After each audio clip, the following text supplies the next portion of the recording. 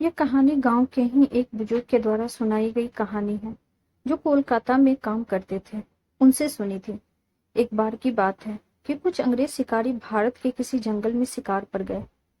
उस जंगल के बाहर एक डाक बंगला था और उसमें पहले से ही कोई बड़ा अंग्रेज अधिकारी ठहरा हुआ था।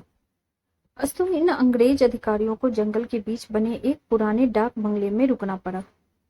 इस डाक बंगले का रखवाला अपने परिवार के साथ रहता था और डाक बंगले में रुकने वाले लोगों की सेवा करता था। इस रखवाले के परिवार में उसकी बीवी और लगभग 14-15 साल की उसकी एकमात्र लड़की थी। एक शाम जब अंग्रेज शिकारी शिकार करके वापस डाक बंगले पर आए तो नहा धोकर पीने बैठ गए। पीने के बाद उन्हें इतनी चढ़ गई कि वे लोग पूरी तरह से बहक गए और उस रखवाले को गोली मारने के बाद उसकी बीवी तथा बच्ची को नोच डाले। इन पापियों को नशे में कुछ भी पता नहीं चला और नोचने के बाद उन दोनों को भी गोलियों से भून डाले और तीनों की लाश को डाक बंगले के पीछे दफना दिया। यह बात आई गई रह गई।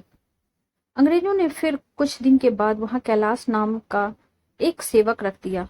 किसी को कुछ भी पता नहीं चला कि इस पुराने डाक बंगले का पुराना सेवक और उसका परिवार कहाँ चला गया। एक बार की बात है कि नया सेवक कैलाश रात को गेट बंद करके सोया हुआ था। तभी अचानक उसकी नींद खुल गई क्योंकि उसे लगा कि दरवाजे पर कोई रो रहा है। उसने एक हाथ में लाठी उठाया और दूसरे में चिराग और दरवाजे पे आकर हाक लगाया, कौन है? इतनी रात गए कौन दरवाजे पर रो रहा है? उसने देखा कि एक किशोरी दरवाजे पर बैठी रो रही है। कैलाश उस किशोरी के पास गया और उसके सिर पर हाथ रखते हुए कहा कि बेटी रो मत, अंदर चल। फिर उस किशोरी के अंदर आने पर कैलाश ने उसे पीने के लिए पानी आगे बढ़ाते हुए पूछा कि बेटी तुम कौन हो और इतनी रात को अकेले इस जंगल में क्या कर रही हो? क्यों भटक रही हो? कैलाश की इतनी बातें सुनते ही वह किशोरी और तेज से फपक पड़ी। कुछ समय तक तेज तेज रोने के बाद वह थोड़ा शांत हुई और कैलाश को बताई कि वह इस डाक बंगले के पहले सेवक की पुत्री है। फिर उसने यह भी बताया कि कैसे 4-5 अंग्रेज शिकारियों ने उसके पिता को मार डाला और उसके बाद उसके तथा उसकी माँ की आबरू को नोच डाला। फिर कैसे उसकी माँ तथा उसको भी गोलियों से भूनने के बाद डाक बंगले के पीछे दफना दिया। उसकी किशोरी की इतनी बातें सुनते ही कैलाश पूरी तरह सहम गया, पर निडरता दिखाते हुए पूछा कि ऐसा कैसे हो सकता है? अगर तू मर गई है तो तू मेरे सामने कैसे बैठी है? कैलाश की यह बातें सुनते ही वह लड़की अचानक गायब हो गई और कैलाश कुछ समझ पाए इससे पहले ही वह उस कमरे की दीवार पर उल्टी लटकती नजर आई। कैलाश यह नजारा देखकर पूरी तरह से सहम गया। फिर अचानक वह लड़की आकर कैलाश के सामने बैठते हुए बोली कि काका आप डरिए मत, मैं आपका कुछ भी बुरा नहीं करूंगी। धीरे धीरे कैलाश का डर जाता रहा और उसने अपने मस्तक पर आई पसीने की बूंदों को गमछे से पोंछ लिया। फिर उसी रात को उस लड़की ने वह जगह दिखाई जहां उन तीनों को दफनाया गया था। कैलाश ने कुदाल से खोदकर उन तीनों के अस्थि पंजर को निकाला। फिर कैलाश ने उस किशोरी से वादा किया कि वह उन अंग्रेज शिकारियों के खिलाफ कोर्ट जाएगा और किशोरी को इंसाफ दिलवाएगा।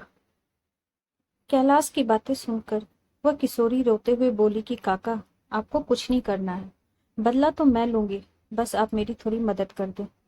फिर क्या, उस किशोरी की बताए अनुसार कैलाश ने बीमारी का बहाना बनाकर उस डाक बंगले की नौकरी छोड़ दी तथा उस किशोरी को किए वादे के अनुसार उस किशोरी के माता पिता की अस्थियों को जला दिया तथा उन दोनों के नाम पर पूजा पाठ भी करवाया।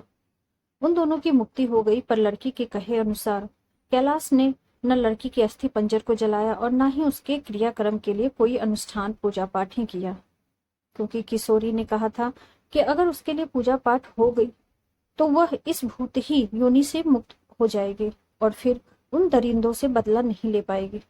समय बीतता गया और अब उस डाक बंगले में कोई नया सेवक आने को भी तैयार नहीं होता, क्योंकि कैलाश वहीं आसपास मंडराता रहता और नए आने वाले सेवक को भूत ही कहानी सुनाकर भगा देता।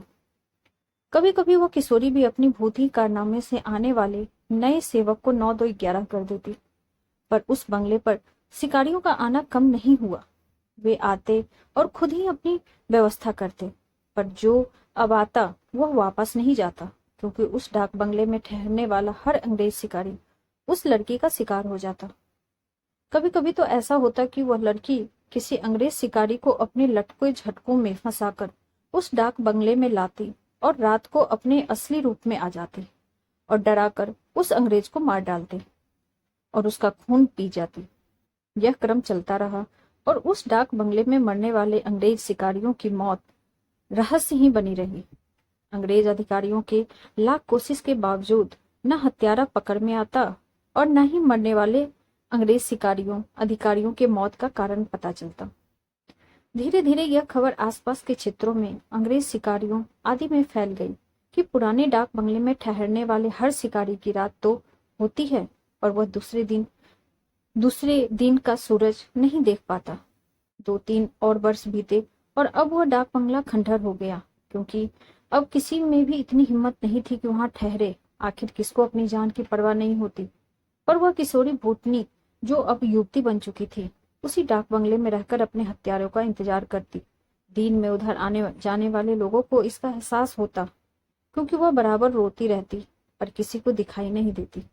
एक बार की बात है कि वह युवा भूतनी उस जंगल में रह रहे एक युवा भूत और भूतनी के संपर्क में आई। ये दोनों आदिवासी थे और जंगल में लकड़ी काटते समय किसी अंग्रेज शिकारी के शिकार बन गए थे। युवा भूतनी उन दोनों को लेकर शहर की ओर निकल गई। युवा भूतनी उन दोनों भूत भूतनी के साथ शहर में घूम घूम कर अपने हत्यारों की तलाश करती रही। 2-3 दिन की मेहनत के बाद वह अपने हत्यारों को पहचान ली। एक दिन वह शाम के समय खूब खूबसूरत युवती बनकर उनमें से एक हत्यारे अंग्रेज शिकारी के घर पर गई। घर पर उस अंग्रेज के सिवा कोई नहीं था। फिर उसने अपने लटके झटके दिखाए और अंग्रेज को अपनी सुंदरता में फांस लिया। रूप लुभावन हो तो अच्छे अच्छों को फंसाने में देर नहीं लगती। योजना के अनुसार वह दूसरे दिन भी उस अंग्रेज से मिली।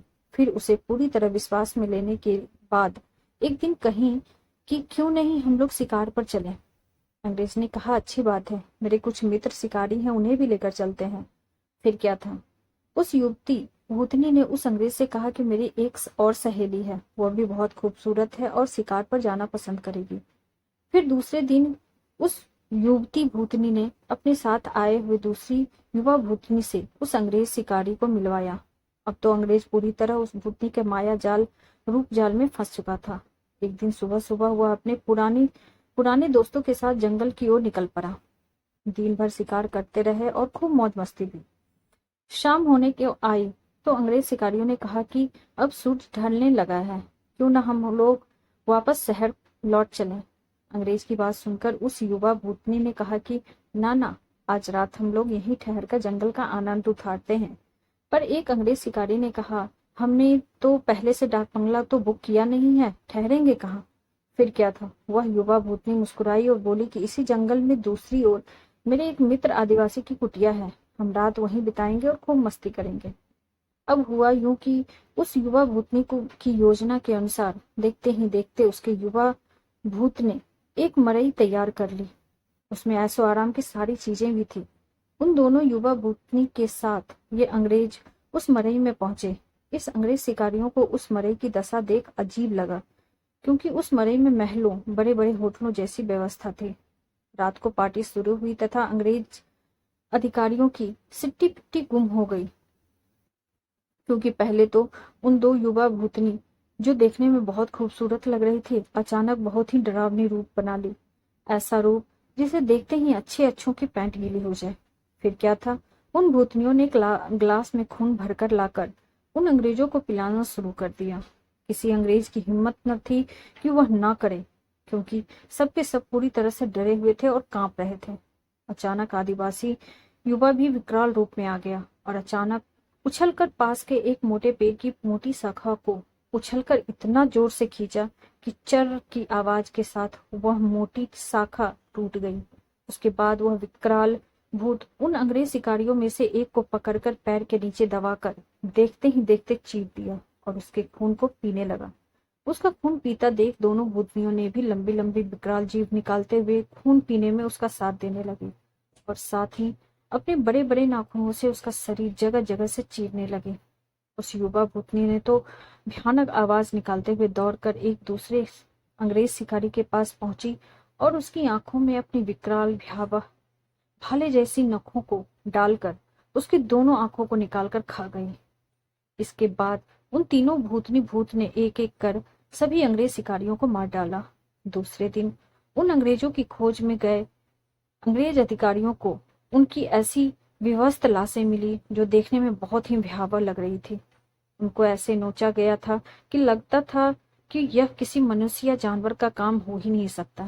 कैलाश को तो सब कुछ पता ही था, पर वह किसी को कुछ नहीं बताया। फिर एक दिन समय निकालकर गोपनीय रूप से कैलाश ने उस युवा भूतनी के कंकाल को भी जला दिया तथा उसकी मुक्ति के लिए एक पूजा करवा दी। यह एक काल्पनिक कहानी है, पर हकीकत भी हो सकती है उन लोगों के लिए जो अपनी शक्ति संबंधों का नाजायज फायदा उठाते हुए गलत कार्यों को अंजाम देते हैं और उन्हें लगता है कि उनका कोई भी बाल बाका भी नहीं कर सकता।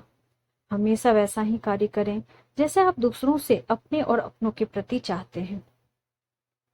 दोस्तों, आपको हमारी ये कहानी कैसी लगी हमें कमेंट बॉक्स में जरूर बताइए। कहानी अच्छी लगी हो तो लाइक, शेयर और चैनल को सब्सक्राइब कर दीजिए। Thank you.